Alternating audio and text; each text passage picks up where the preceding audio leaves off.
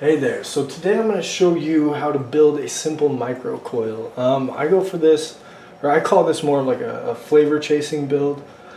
It's just a single coil though. So first of all, what I do, I make sure I have everything. I'll zoom out and show you that. Is I make sure that I have an ohm calculator or a coil wrapping tool to help me to determine the resistance of my coil and whether or not it'll be safe. So I go to steamengine.org. It's a completely free service. It brings you to a main page. I go to coil wrapping. Now with this, it gives you quite a few options. So I have Canthal A1. I know that much. It's round.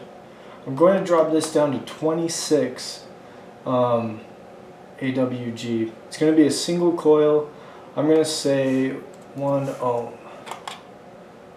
I'm going to use a 1/8 drill bit. So as you see, it defaults to the imperial, the metric.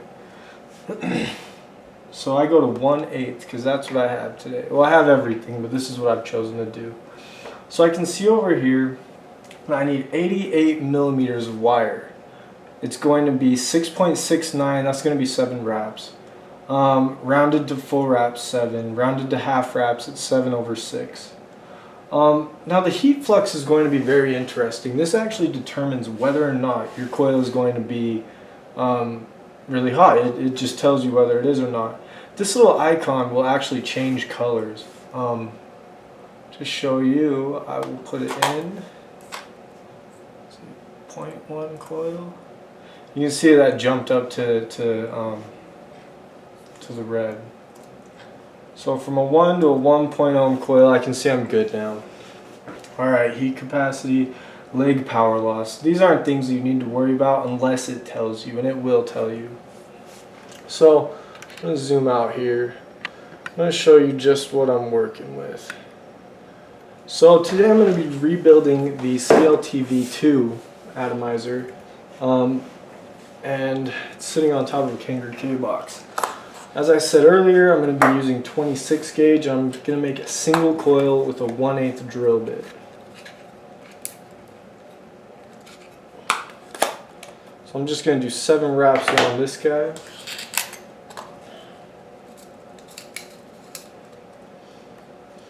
I usually do about 1 full, no matter what. It's just easier that way. Alright. Now I've got that wire out. I'm going to take it and apply it to my 1/8 drill bit. Whew, bouncy. Alright. So now I'm just going to wrap it. 1, 2, 3, 4, 5, 6, 7. Alright, so it's a little springy, doesn't look too uniform right now. That's fine, that's what I have these guys for. So I'm going to just straighten those out a bit. There's my coil. Let's pop the top. I already undid the screws on those two. You can see which post I'm going to put it in. Let's see how well I can thread this.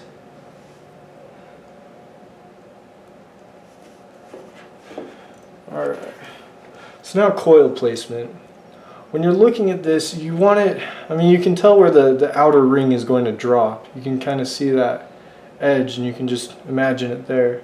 You want to make sure that it doesn't touch that. So you see where mine is, how it has maybe, I mean it's barely millimeters in between here and the edge. But anyways, so you want to hold that there, set it down, reposition it. Make sure. Alright, that's perfect. Now I'm going to screw it in.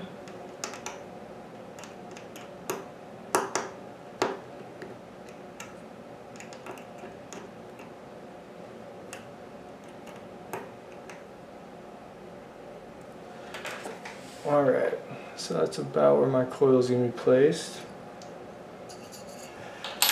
Now I'm going to want to put this on a mod where I can check the resistance of the coil. That's why I have my trusty can of mods.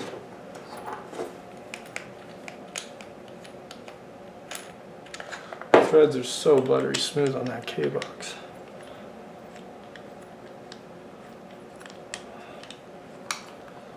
Alright, so I can see that this is coming in at 1.1 ohm, 0.9. So it's going to change a little bit. You want to make sure you're staying up on that. Kind of, I wouldn't say checking it all the time, but you want to definitely check it once in a while. That's where the benefit of a screen comes in. That's the only downside of the K-box in my opinion. But it's super user friendly in being that all you have is this, and you can see the light indicating. That's the only way to adjust it. No screen to confuse you. So I'm just going to make sure that this end is tight. Usually after you fire them, you want to tie down the screws, tighten down the screws again, because this wire does change under heat. It's resistance wire, so it's made to be bendy. Alright, so what I'm doing here is I'm just firing it, letting it get red. I'm squeezing it, making sure that it's a contact coil. It's called that for a reason, and that reason being that the wraps are connected or touching.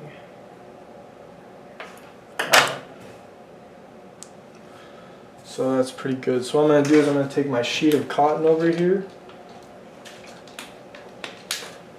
I'm going to rip off the two sides. I'm just kind of, I don't know, I think the outside sides are a little harder than the middle.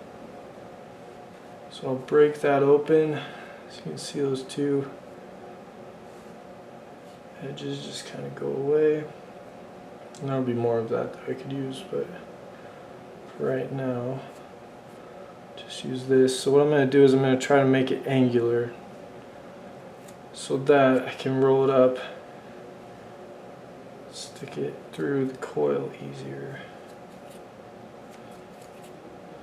Alright. Make sure that your hands are clean before doing this, because this is the part that will make your build smell bad. Like if you've been petting your dog, you go to wind up your cotton, all that grease from your dog is going to come off into the coil, and it's really unpleasant. I know the dog part from experience. It was really confusing because I had a new juice at the same time, and I didn't know if it was the juice or if it was that, but it definitely tasted like dog. Go through, rewrap it all, redo the cotton, and it definitely was the dog. Very disgusting. So learn from my mistakes. So what I've done here is I've built the coil, the 1/8 drill bit, put it in, put cotton through it, and now since cotton doesn't burn well, people used to do it with silica where they'd check. They would dry fire their mod with the wick in it. That is not good with cotton. You never want to do that. That'll just turn into a fireball. And chances are that smell will stick with your RDA forever. So I've experienced. So what I'm doing now is just adding juice, getting the cotton fully saturated. When I say fully saturated, I mean it needs to be fully saturated. This helps with the wicking from your base up to your coil. This helps with holding more juice in. Alright, so now is the wicking part, the wicking modification. If you see here, there's not really a hole in between there. That leaves that side of the coil completely dead. So what I do is I open that up. You can probably see through it.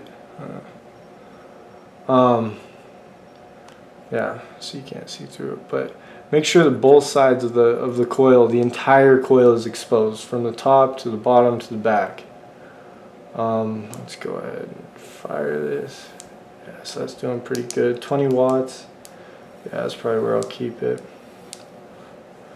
Alright, so that is the contact coil build. I like this one for flavor. I like it for simplicity. I don't know if it's proven, But just being less. I mean, if you have a double, I imagine that's going to use double the power. I know that your wattage doesn't change, but I don't know, food for thought. Thanks for watching, guys. Like, subscribe, comment.